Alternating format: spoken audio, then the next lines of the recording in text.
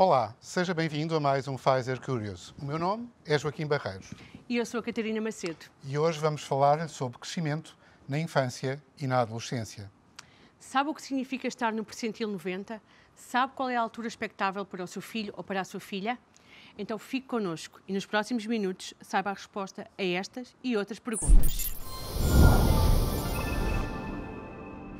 Vivendo em comunidade, na escola, nos ginásios e clubes desportivos, nos grupos de amigos e estando em plena fase de desenvolvimento, é muito natural que as crianças e os jovens comparem a sua altura corporal com a dos demais, ficando a autoestima demasiadas vezes cativa de uma generosa comparação. Também é muito natural que os pais se questionem-se relativamente a este assunto, sobretudo quando os seus filhos não crescem de acordo com as suas expectativas. Muitas vezes perguntam-se: poderá ser um problema genético? Será algum problema nos ossos? Será uma consequência de uma doença não diagnosticada? Ou poderá ser até um problema hormonal? A melhor resposta a estas questões deverá sempre ser dada pelo médico de família ou pelo pediatra, tendo por base as curvas padrão de crescimento e os percentis apresentados pela criança. Em Portugal, usam-se as curvas de crescimento da Organização Mundial de Saúde, existindo uma curva para rapazes e outra para raparigas. Consideradas pela Direção-Geral de Saúde instrumentos fundamentais para monitorizar o estado de nutrição e o crescimento de crianças e adolescentes, as curvas de crescimento, ou percentis, constam do Boletim de Saúde Infantil e Juvenil, onde são registados os dados mais importantes da saúde da criança e jovem. As curvas de crescimento ou percentis permitem aos médicos assistentes comparar os parâmetros de avaliação do crescimento da criança com os respectivos valores de referência. Mas é igualmente importante que os pais saibam interpretá-las de forma a evitarem expectativas desadequadas e ansiedades injustificadas. Na consulta, após a medição, os valores são registados nestas curvas de crescimento. Há uma enorme variedade de padrões de crescimento para as crianças nas diferentes idades. Temos aqui a curva de percentil 50, que significa que 50% das crianças crescem na metade superior e 50% na metade inferior.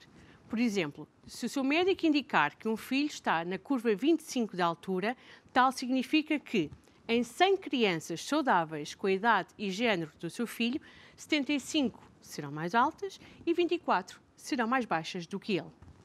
Uma situação comum é os pais preocuparem-se por a filha ou filho estar num percentil baixo, como se tal fosse sinal de risco para a saúde.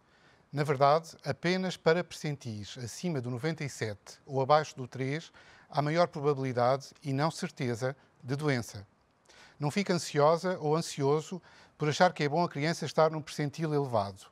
Também não vale a pena efetuar comparações com outras crianças, mesmo que sejam irmãos, já que o importante é que a curva da própria criança seja mais ou menos paralela à média, seja acima ou abaixo dela. E mais importante do que a comparação de uma criança com a média estabelecida pela curva, é fundamental avaliar a proporção entre os valores e a sua evolução, pelo que o médico irá verificar se os vários percentis, sobretudo peso e altura, estão equilibrados ao longo do tempo, embora sejam normais acelerações e desacelerações. Lembre-se que o próprio percentil da criança pode variar ao longo do tempo, seja para cima ou para baixo.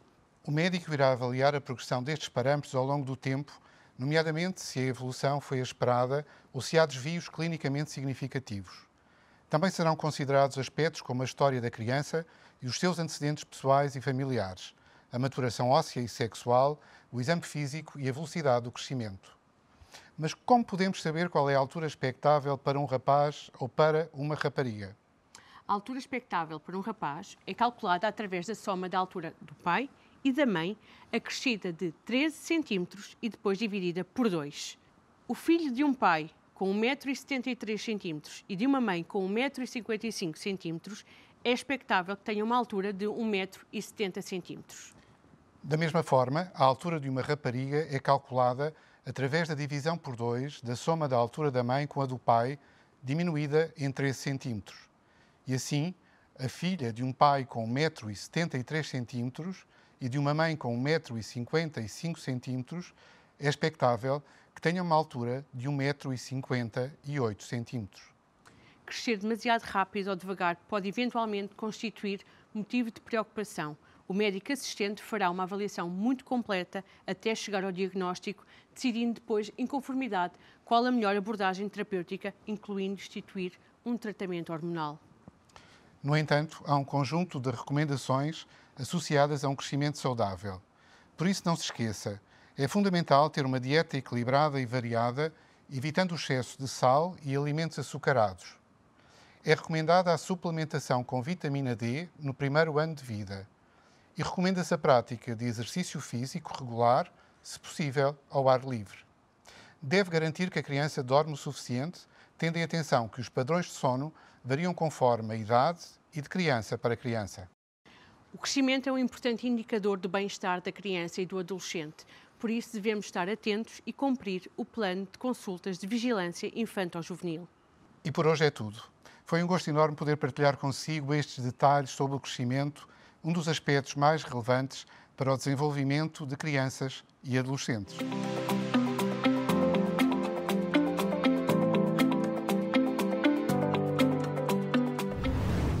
Ficou curioso? Então não perca a próxima emissão. E não se esqueça, pode deixar as suas sugestões para os próximos episódios na caixa de comentários e rever este e outros conteúdos no Facebook, LinkedIn e canal YouTube da Pfizer Portugal. Até breve.